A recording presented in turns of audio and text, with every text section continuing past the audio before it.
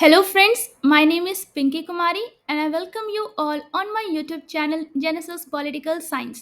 आज हम बात करेंगे चैप्टर 4 के बारे में जिसका टाइटल है इंटरनेशनल ऑर्गेनाइजेशंस और यह इस चैप्टर का पार्ट सेकंड है।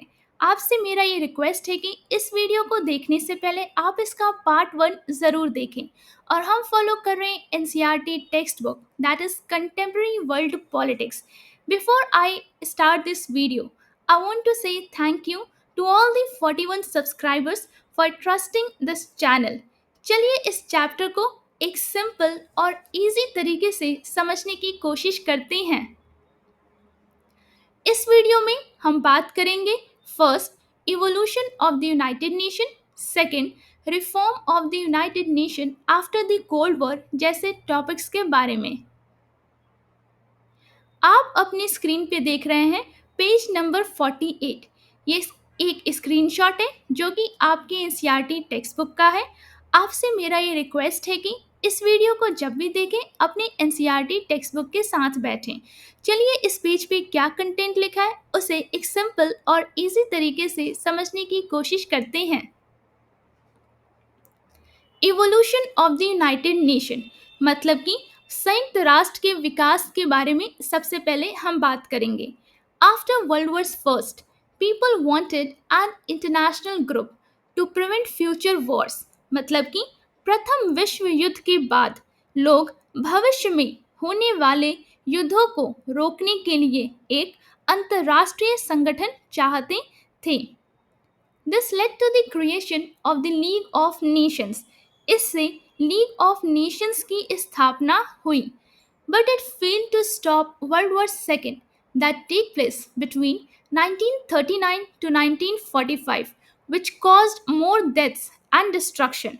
मतलब लेकिन यह 1939 से लेके 1945 के बीच में हुए द्वितीय विश्व युद्ध को रोकने में विफल रहा जिसने और अधिक मौतें और विध्वंस पैदा किया।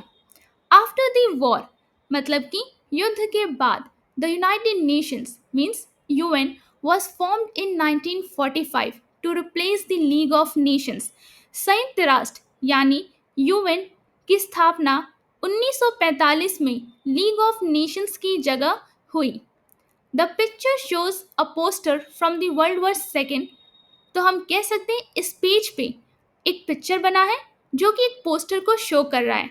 चलिए उस पोस्टर में क्या लिखा है उसके नीचे उसकी बात करते हैं। The picture shows a poster from world war second मतलब कि हम कह सकते हैं कि यह तस्वीर विश्व युद्ध के एक पोस्टर को दिखाती है made under the 1942 declaration by the United nation जो 1942 की संयुक्त राष्ट्र घोषणा के तहत बनाया गया था। It has flags of allied countries मतलब कि जिस पर मित्र देशों मतलब कि अलाइड कंट्रीज के ध्वज दिखाए गए हैं। अब आप अपने स्क्रीन पे देख रहे हैं पेज नंबर 49। चलिए इस पेज पे क्या कंटेंट लिखा है उसे समझने की कोशिश करते हैं। The United Nation system principal organs. The United Nation system को हिंदी में कहते हैं संयुक्त राष्ट्र प्रणाली। प्रिंसिपल ऑर्गन्स मतलब मुख्य अंग। The United nation has 6 main organs. संयुक्त राष्ट्र के छह मुख्य अंग हैं। फर्स्ट है जनरल असेंबली। जनरल असेंबली को हिंदी में कहते हैं महासभा। All 193 member countries are included. सभी 193 सदस्य देशों को इसमें शामिल किया गया है। ईच कंट्री हैज़ 1 वोट मतलब कि प्रत्येक देश का एक मत होता है। Important decisions need a 2/3 majority मतलब कि महत्वपूर्ण निर्णयों के लिए 2/3 बहुमत की आवश्यकता होती है। Others need a simple majority. अन्य निर्णयों के लिए साधारण बहुमत पर्याप्त है। Decisions are not legally binding but are important मतलब कि निर्णय कानूनी रूप से बाध्यकारी नहीं होते लेकिन महत्वपूर्ण होते हैं। अब हम बात करेंगे सेकंड सिक्योरिटी काउंसिल के बारे में। सिक्योरिटी काउंसिल को हिंदी में कहते हैं सुरक्षा परिषद। हैज 15 मेंबर्स, मतलब कि सुरक्षा परिषद में 15 सदस्य होते हैं। First, 5 permanent members with the veto power, मतलब कि 5 स्थायी सदस्य जिनके पास क्या होता है, जिनके पास वीटो, जो ये जो 5 स्थायी सदस्य हैं इनके पास वीटो शक्ति है। Second, 10 elected members for 2 years, मतलब कि 10 निर्वाचित सदस्य 2 साल की अवधि के लिए होते हैं। Makes decision that are binding on all United Nation members, मतलब कि जो ऐसे निर्णय लेते हैं जो सभी संयुक्त राष्ट्र सदस्यों पर बाध्यकारी होते हैं।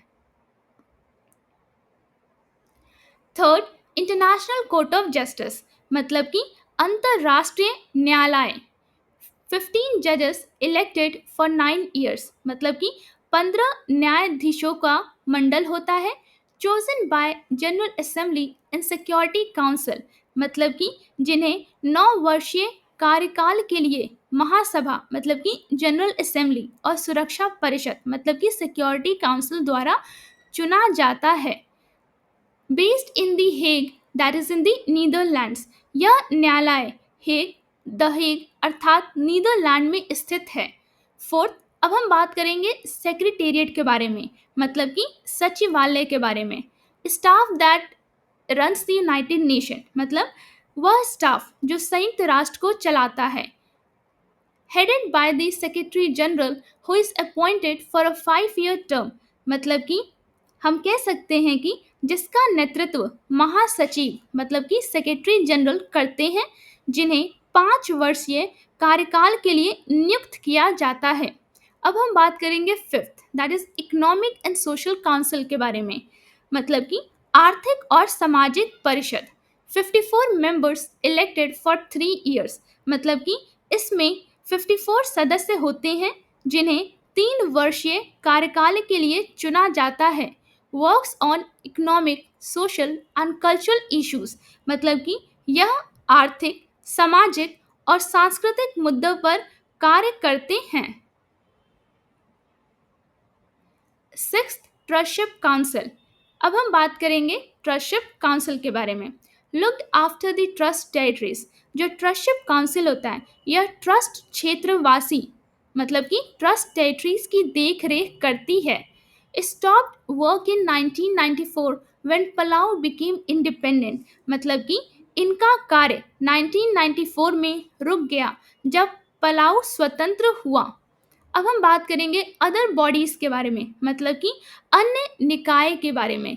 फर्स्ट है स्पेशलाइज एजेंसीज, मतलब कि हम कह सकते हैं विशेष एजेंसियां, जैसे कि World Health Organization, International Monetary Fund, World Bank आदि। सेकेंड है सब्सिडायरी बॉडीज, मतलब कि सहायक निकाय, लाइक मतलब जैसे ह्यूमन राइट्स। ह्यूमन राइट्स को हिंदी में कहते हैं मानव अधिकार। एंड पीस कीपिंग ऑपरेशंस, मतलब कि और शांति संरक्षण संचालन। थर्ड है प्रोग्राम्स एंड फंड्स, मतलब कि कार्यक्रम और कोष के बारे में बात करते हैं। Programmes and funds for development, environment, refugees etcetera, मतलब कि विकास, पर्यावरण, शरणार्थी आदि के लिए कार्यक्रम और कोष। अब आप अपनी स्क्रीन पे देख रहे हैं पेज नंबर 15। चलिए इस पेज पे क्या कंटेंट लिखा है उसे समझने की कोशिश करते हैं। How the United Nation was formed, मतलब कि संयुक्त राष्ट्र की स्थापना कैसे हुई। The United Nation was created by signing the United Nation Charter by 51 countries, मतलब कि संयुक्त राष्ट्र की स्थापना 51 देशों द्वारा संयुक्त राष्ट्र चार्टर पर हस्ताक्षर करने के द्वारा हुई थी। It aim to stop conflicts between countries and encourage cooperation, मतलब कि इसका उद्देश्य देशों के बीच संघर्षों को रोकना और सहयोग को बढ़ावा देना था। गोल, मतलब कि अब इसके हम लक्ष्य के बारे में बात करेंगे। प्रिवेंट वॉर्स, मतलब युद्धों को रोकना। And if war happens, reduce fighting and damage, मतलब कि और यदि युद्ध हुआ तो लड़ाई और नुकसान को कम करना, also wanted to help countries work together for social and economic progress। मतलब कि हम कह सकते हैं साथ ही देशों को सामाजिक और आर्थिक प्रगति के लिए आपस में एक साथ कार्य करने में सहायता करना था। अब हम बात करेंगे यूनाइटेड नेशन मेंबरशिप के बारे में, मतलब कि संयुक्त राष्ट्र सदस्यता के बारे में। By 2011 the United Nation had 193 member countries. 2011 तक संयुक्त राष्ट्र में 193 सदस्य देश थे। Every member has one vote in the General Assembly. मतलब कि प्रत्येक सदस्य का महासभा में एक एक वोट होता है।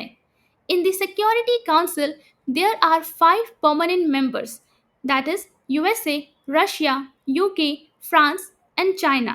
मतलब कि हम कह सकते हैं कि सुरक्षा परिषद में 5 स्थायी सदस्य हैं। संयुक्त राज्य अमेरिका, रूस, यूनाइटेड किंगडम, फ्रांस और चीन। These five were chosen because they were most powerful after World War II। ये 5 इसलिए चुने गए क्योंकि वे द्वितीय विश्व युद्ध के बाद सबसे शक्तिशाली थे। अब हम बात करेंगे सेक्रेटरी जनरल के बारे में, मतलब कि सचिव जनरल के बारे में। The main leader and the face of the United nation. हम कह सकते हैं कि सचिव जनरल संयुक्त राष्ट्र के मुख्य नेता और चेहरा।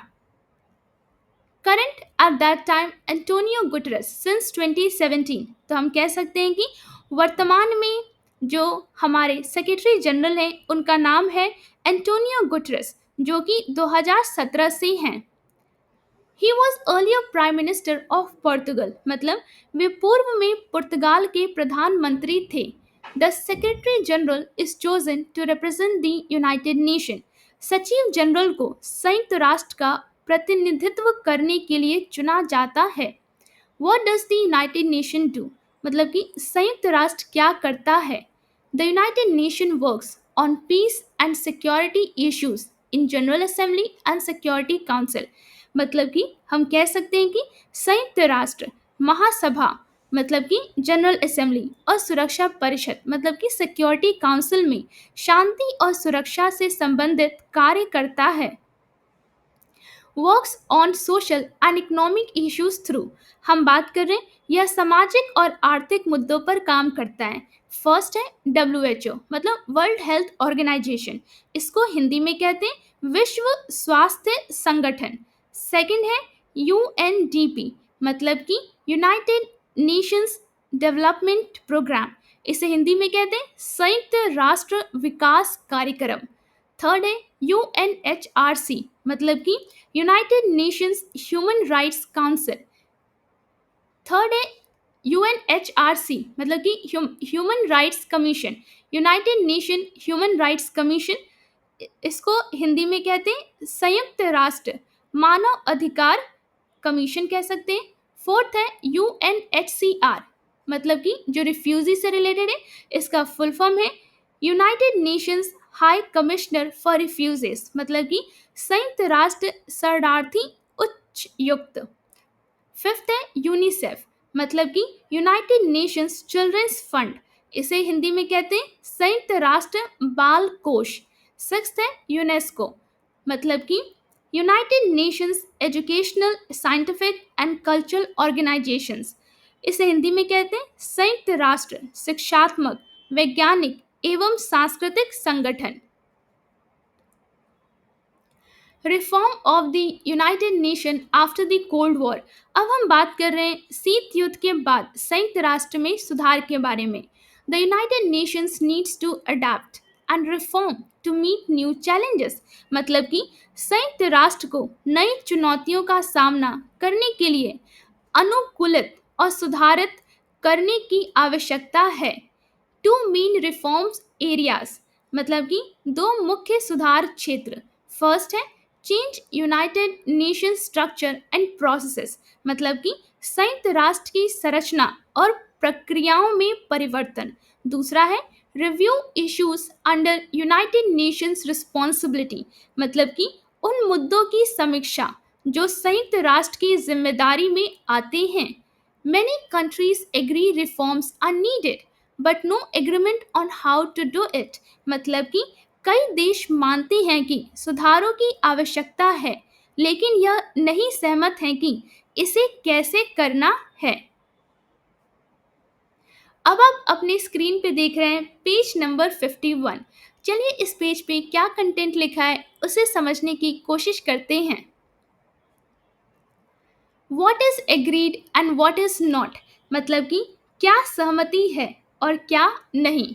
Every one agrees the United nation needs reform, मतलब कि सभी इस बात से सहमत हैं कि संयुक्त राष्ट्र को सुधार की आवश्यकता है। But there is no agreement on what changes, how and when they should happen, मतलब कि लेकिन इस बात पर कोई सहमति नहीं है कि क्या परिवर्तन होने चाहिए, कैसे होने चाहिए और कब होने चाहिए। Reform of structures and processes, मतलब कि संरचना और प्रक्रियाओं में सुधार के बारे में बात करते हैं। बिगेस्ट डिबेट, मतलब कि हम कह सकते हैं सबसे बड़ा वाद विवाद। How the security council works, मतलब कि हम कह सकते हैं सुरक्षा परिषद कैसे काम करती है। Many want more members in the security council both permanent and temporary, तो हम कह सकते हैं कि कई चाहते हैं कि सुरक्षा परिषद में अधिक सदस्य हो, स्थायी मतलब कि परमानेंट और अस्थायी मतलब कि टेम्पररी दोनों। रीजन, मतलब कि इसका कारण क्या है। Today's world politics should be reflected in the United nation structure, हम कह सकते हैं कि आज की विश्व राजनीति को संयुक्त राष्ट्र की संरचना में प्रतिबिंबित होना चाहिए। सजेशंस, मतलब कि सुझाव। Add more members from Asia, Africa and South America, मतलब कि एशिया, अफ्रीका और दक्षिण अमेरिका से अधिक सदस्य जोड़े जाएं। The United States and other Western countries want better budget management and administration, मतलब कि संयुक्त राज्य अमेरिका और अन्य पश्चिमी देश बेहतर बजट प्रबंधन और प्रशासन चाहते हैं। रिफॉर्म ऑन इश्यूज, मतलब कि मुद्दों पर सुधार के बारे में बात करते हैं। Some countries want the United Nation to play a bigger role in peace and security, तो हम कह सकते हैं कि कुछ देश चाहते हैं कि संयुक्त राष्ट्र शांति और सुरक्षा में बड़ा भूमिका निभाए। Others want the United Nation to focus on, अन्य चाहते हैं कि संयुक्त राष्ट्र किस चीज़ पे फोकस करें, जैसे कि development and humanitarian work like, मतलब कि हम कह सकते हैं कि अन्य चाहते हैं कि संयुक्त राष्ट्र विकास और मानवीय कार्यों जैसे कि हेल्थ मतलब कि स्वास्थ्य, एजुकेशन मतलब कि शिक्षा, एनवायरनमेंट मतलब पर्यावरण, पॉपुलेशन कंट्रोल मतलब कि आबादी नियंत्रण, ह्यूमन राइट्स मतलब कि मानव अधिकार, जेंडर इक्वालिटी मतलब लैंगिक समानता एंड सोशल जस्टिस और सामाजिक न्याय पर ध्यान केंद्रित करें। अब आप अपनी स्क्रीन पे देख रहे हैं page number 52।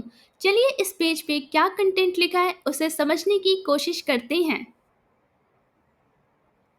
Changes after the cold war, मतलब कि शीत युद्ध के बाद परिवर्तन।